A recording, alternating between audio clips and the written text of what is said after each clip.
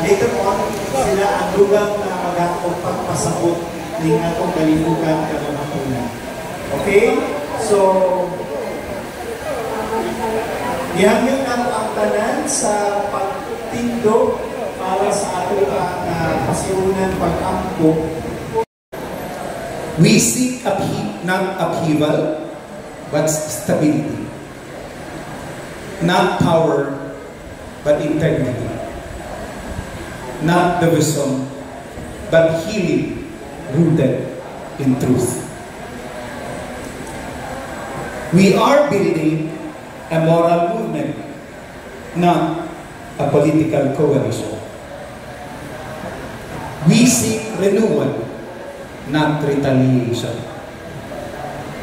We uphold the Constitution, not shortcuts or force.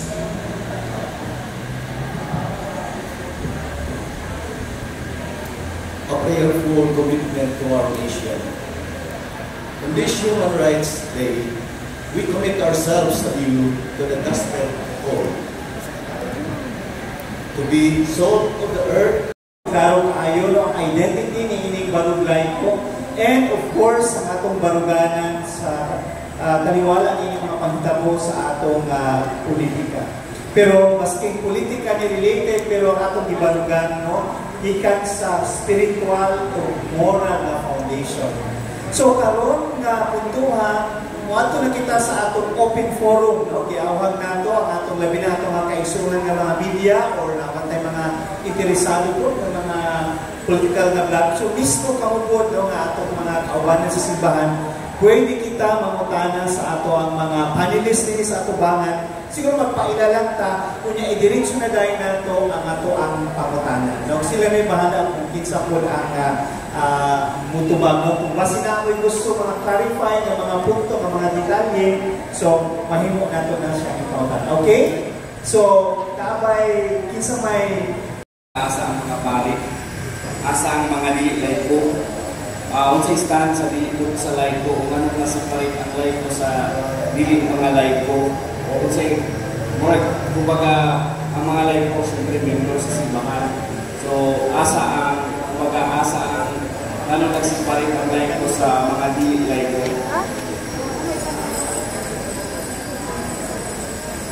Una-una, ang barok live ko sa akong statement kanina is tubag sa panawagan sa pastoral leader na i-issue sa atong arsobispo sa Archdiocese of Davao. Ang klaro nga maruganan nga gusto nga ibadayag na kitang mga layko adunay mga buses diya simbahan. Kasagaran, sahay, maunang dugay, atong mga aksyon, tungkol kay kanunay kita nagulang sa mga clergy. Apan karon, yatagan kita o higayon na kita ang mohimo nining mga inisyatiba. And that's why kining baruglay ko usa ka Catholic Lay Initiative. Apan wala kita nabulag sa simbahan. Hiniusa kita nga simbahan, apan ini higayon na dili ang mga clergy mao nanguna niini kundi mga laiko mao ka wala kita na separate nila ato rang giklaro na kini paruganan sa laiko apan adunay iya sa ato ang simbahan. Dugabon po na ko nga isip mga laiko, mga miyembro sa ato mga parokya, kita po adunay kaugalingon ng mga desisyon, kita po muhimo og lakang. Klaro kayo sa gisulti sa ato ang klaro kayo sa hatid sa ato unsa may atong buhaton. Human nato sa penitential right. Human nato sa peaceful right. Di pasabot ko na ganina ni Bradelis na isip mga laiko, mahimo po kita mga lakang. Klaro kayo sa atong manifesto nga ang atong lakang nibuon subay sa ato ang mga core values, subay kini sa pagtulukan nato sa ato ang scripture. Mao nga kining baruglay ko nga movement dili ni siya kanang dili ni partisan. Okay? Dili kini angay kahitlukan, dili kini angay kaulaw. Tungod kini nagbarog sa kamatukuran o sa nagbarog kini aron kita mangita og kaamayan o justisya sa atong nasod.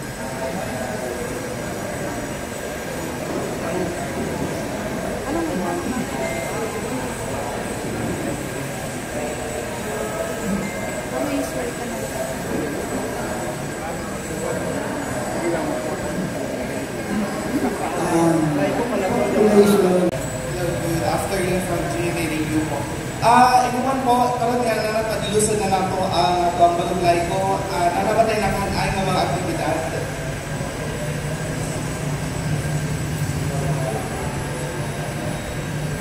Kadyo.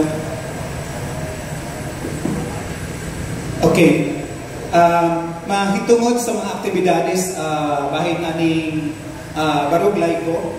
Aduna kitay mga gilapit na mga activities na short term, medium term, o long term. At the immediate, sumala sa gipadayag na tungod kay layo pa kay itong 2020 o nagkagrabe na ang pagkaud-ud sa ito ang sitwasyon. Mo nga una, ang immediate na panawagan is for the current president to step down from office. Unya, ang panawagan usab nga itagaan o pagrespeto ang constitutional processes.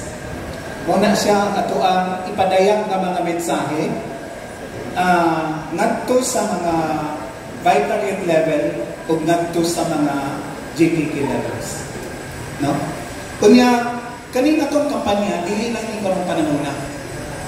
This would be a long-term process kay kung tanaw na to ang katuyuan sa baruglay ko, this is actually for good governance, for reform, accountability.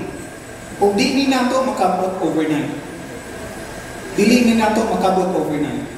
Therefore, part sa mga kalihukan na i-plano sa baruglay ko, in the medium term and in the long term, o ang paghimo og mga education program ngadto sa mga GKK levels aron maangat ang kahimatmon sa tanan nato ng mga parokyano o mga laiko aron una mahimo silang magpakabana, makiglambigit diha sa pagpangamanan, no? Aron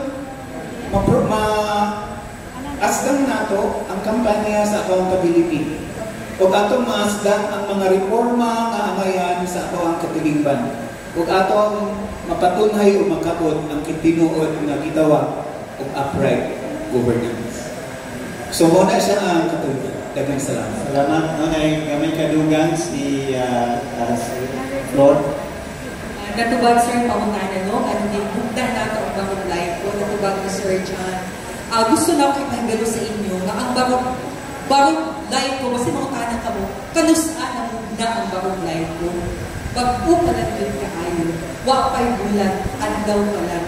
Karon ang ika na pulo ka adlaw, sukat sa pagkabugna sa baruglay ko. Nagsugod kami pinaagi sa panawagan sa GC na mag-meeting ta. That was December 1. Sakripisyo, gabi, buwan kami mag-meeting. Next meeting was December 3, nidaghan-daghan na. Sunod na meeting, December 5. And the last meeting was December 9. And today, December 10, we launched Barog Laiko Movement.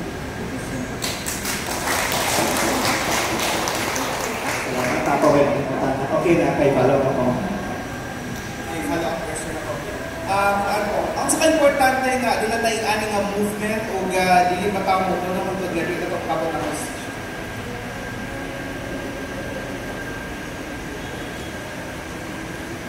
Una-una, daghan na kayo ang mga nahitabong mga rally sa nagalain-lain ng mga organisasyon o bisan mga sektor sa simbahan. Apan adunay isa lamang ka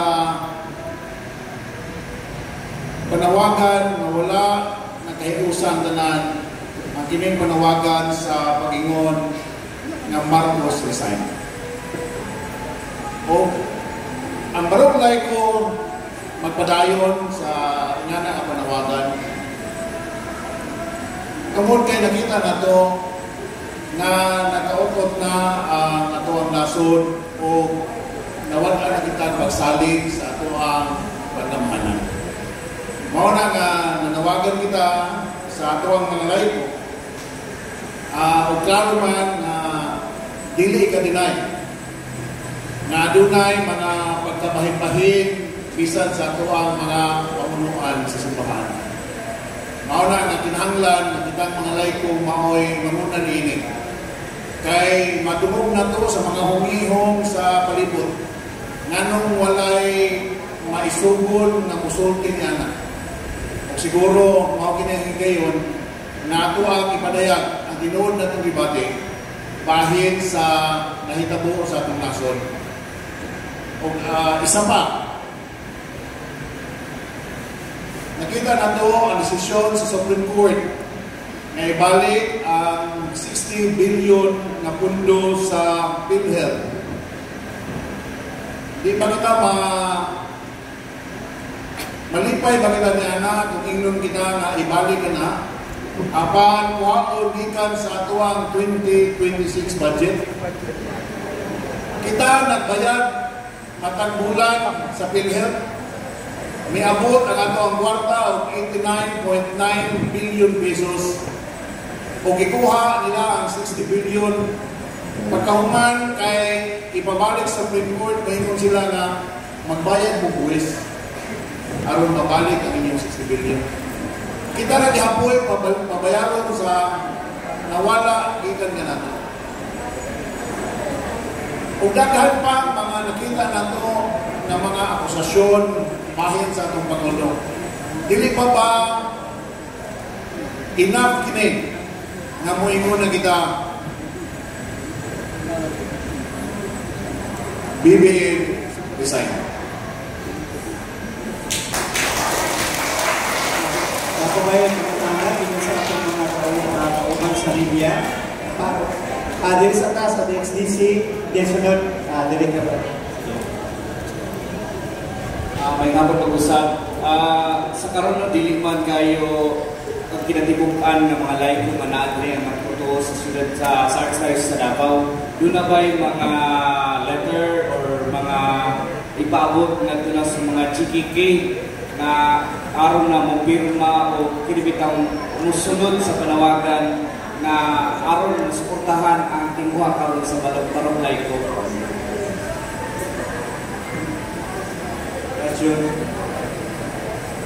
Okay, sama sa uban ng mga kalihukan o mga kapulungan, magsugod mo yun kita sa gamay.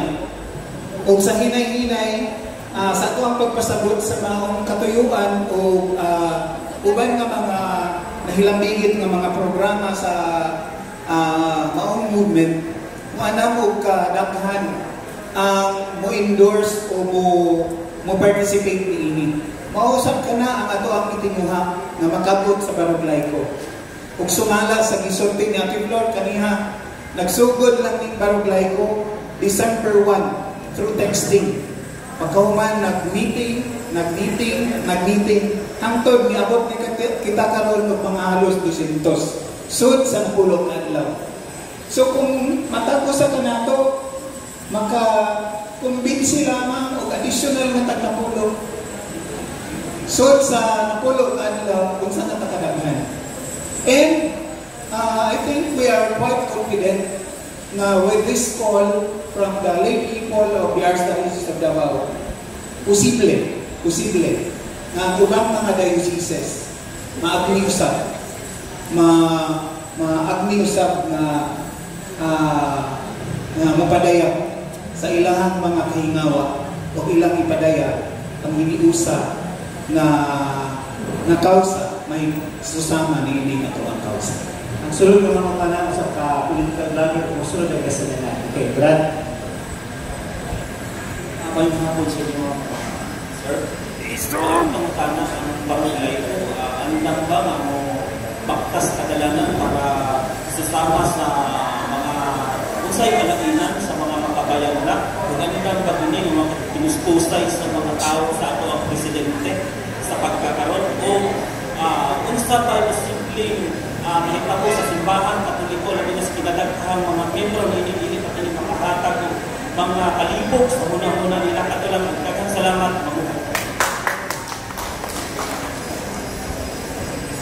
Una-una, andam na mo baktas sama sa game mo na sa penitensya mo, pero dili ka makikaway. Panikamutan na ito, kanunay ang peaceful assembly, non-violence. We are a friend of everybody, but we should not be a slave of anybody. Mauna nga, kung himuon na tang ulipon sa mga pipila, mao nga bitarong kita. Pero hinaot na maningkamot kita, na mahimo kitang higala sa tanan. Pagpadayon sa pag-ampo na punta ng atong presidente mahimo og supreme sacrifice to step down from his office for the good of the nation.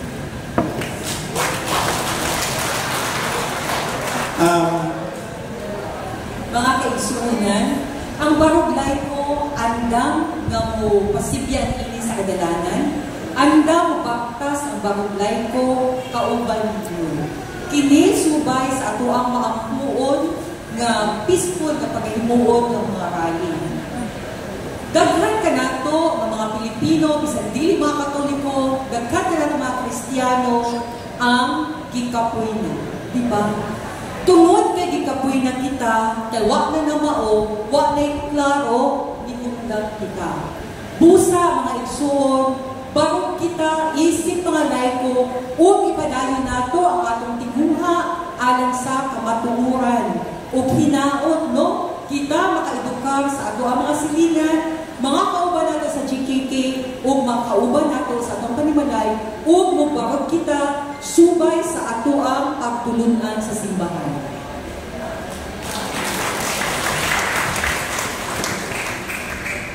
Hey, Judge.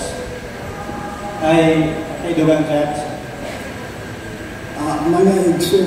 Isa yung mga layo tayo lahat for good health connections po sa national. And number 3 po, kung meron po tayo mensahe para po sa mga kababayan natin na gusto pong makaisa sa inyong cause, ano po yung message na gusto natin panagandaan sa kanila? Una-una, it is very important for us na maging sulit tayo bilang laiko for accountability and transparency. And that's why we are here. That's why we are here. Daghan na kayo nagdumog na mga aligasyon o klaro. Ingon pa nila na yung mga isulti at hindi ko na pwede magamit sa korte. Apan klaro na pwede tuhuan sa mga tao na hinungdan sa korupsyon. O gani, mao ka na nakita karon. Dapat hiusa kita, dapat hiniusa atong lihok sa panawagan na undangon ang korupsyon. Ikaduha, naabot kita chance na muabot kita sa national level sa panawagan ini sa atong ubang mga laiko o adun natin kita connection. Diri sa stage sa Davao, pipila lamang kami ang istorya-istorya ini o nag-trigger kini sa ubang interest sa ubang mga tao. Gikan karon wala kami kabalo kung aduna bay lain mga laiko sa uban nga membro sa Danitama Region na musunod sa paghimo o barong laiko o willing kami na mo-extend sa amuang pangunahuna kung saan na to pag-organisa ang barong laiko diri sa atong Davao Region o kung moabot kini sa national level mas maayo. Aron nga ipakita nato nga wala na kita nalipay sa nahitabo sa ato ang nasod karon. So hinaot na maghahiusa kita diri una sa Archdiocese of Davao o kung mo-extend man kini sa uban, Ginoo na ang may balulahan. Ay, so, ito pinatulog.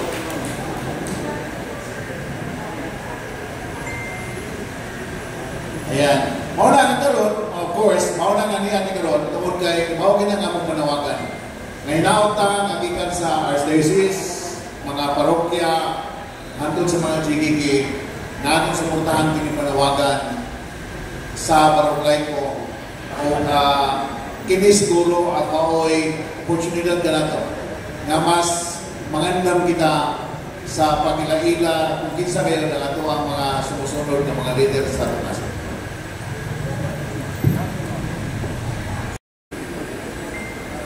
So, ang pangpanaan niya,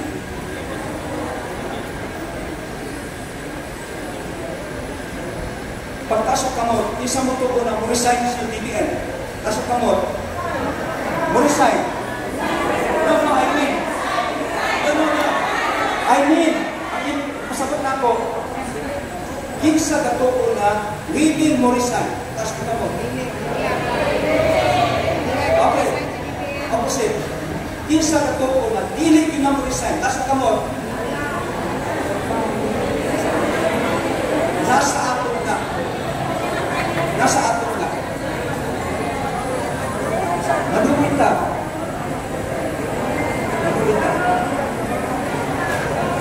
Salamat po. Sige. So, muna, persuasion. Muna itong i-persuasion ito. Inubanan sa atong mga pang-angko. Kaya kung tamano lang nga, daily kita. Kasi may muto nga si Marcos ito na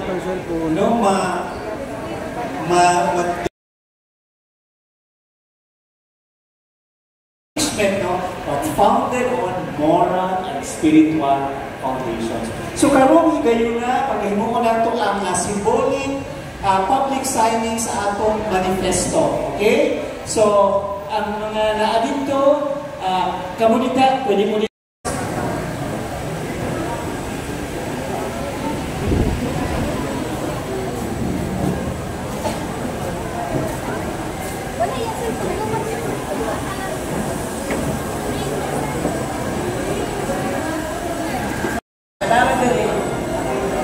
tapos i-pin nato sa atong t-shirt.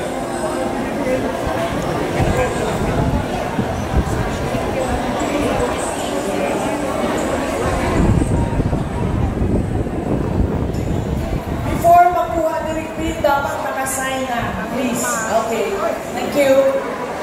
This is also taking part in the sacrifice of Christ to actually try to give his best, to give his all in order to save us. And in the current church events in the Philippines, we need the light of Christ. That's why immediately after the Eucharist celebration, we would also be having a candle lighting ceremony just in front of this auditorium in order to manifest that we're taking on the challenge of being the light of the world and passing on that light or affecting the other to also become the light of the world. Sir, sino po ba yung mga nag-join mo sa movement? Well, these are lay people, lay leaders from different parishes and different vicariates in the Archdiocese. So while this is a local movement as of the moment, we are not discounting the possibility that several other lay people from other archdioceses would also be encouraged to share the same advocacies. Pastoral letter raised a lot of questions, which if we try to discern about it, the questions are actually being posed for the lay people. What do you think about this question? So, reflecting on those questions raised by the we responded, okay, we will step forward. We will convene the people. And in a collective undertaking, we were able to say, okay, we initiate. So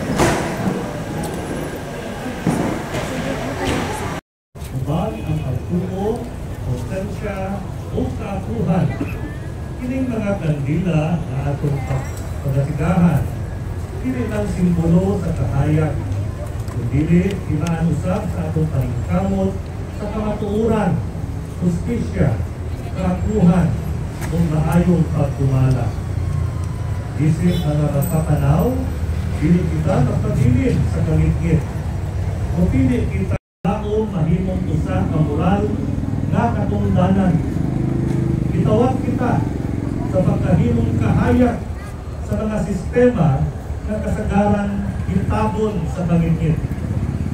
Kada kandila na atong paglasintihan karon, usa ka saad na atong ampingan ang kamatuoran, panaliptan ang kaayuhan sa kadaghanan, o pilion ang serbisyo kaysa kaugalingong kaayuhan.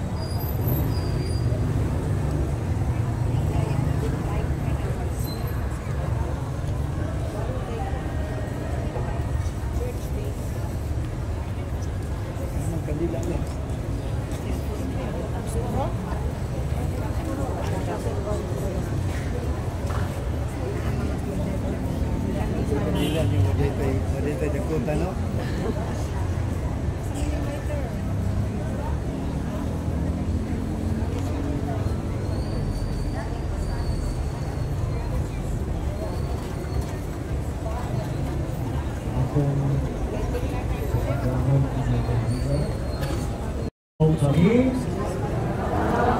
isip mga magpapanaw, sa paglaom, diha sa kahayag sa kamatuoran, Ako karong pagasindihan sa atong mga sakila.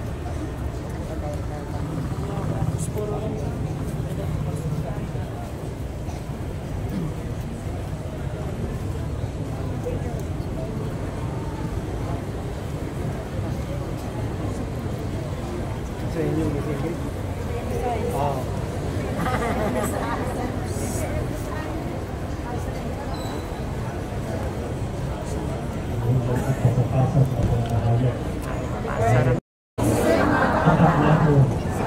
Ilang sa kanan sa responsibilidad. May barog, may mga t-shirt. Ay, kabalog rin ang palit. Ay, hindi lang mamariya ang usap.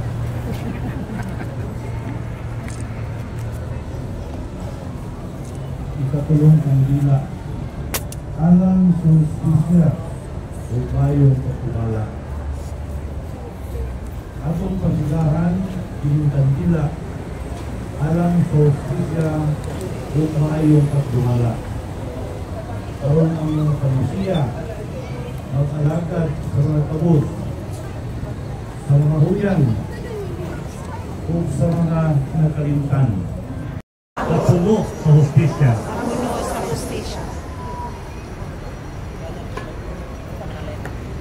Matampo kita, Ginoong Diyos, itawag mo kami sa pagkahimo hatlo sa pagkarangkamot sa hustisya.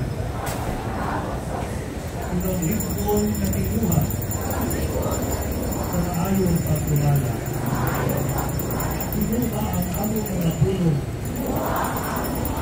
na magpinutaan ang among mga buhat na ilaw kung ang among mga desisyon na dili kami makapoy sa pagbuhat sa matarong. Amen.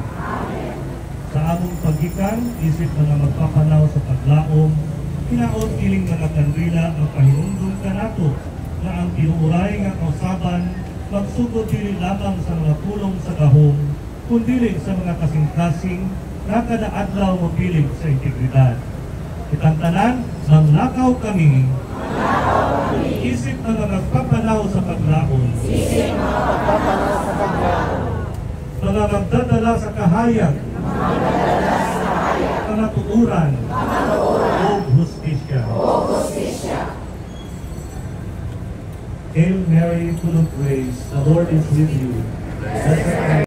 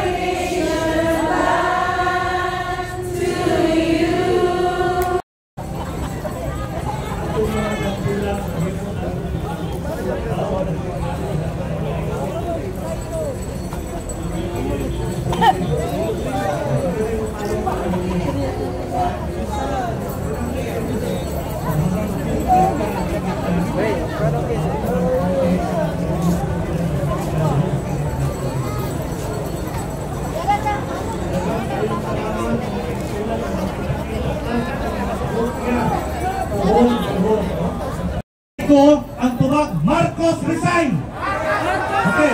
Barong Laico! Barong Laico! Barong Laico! Marcos resign! Maghang salamat sa suon sa mga ngayong gabi sa panahon.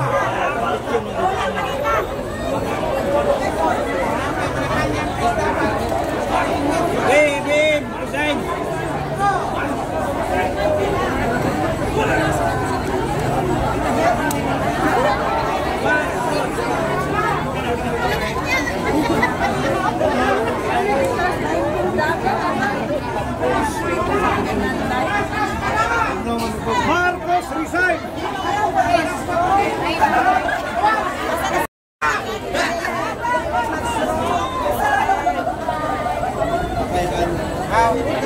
Marcos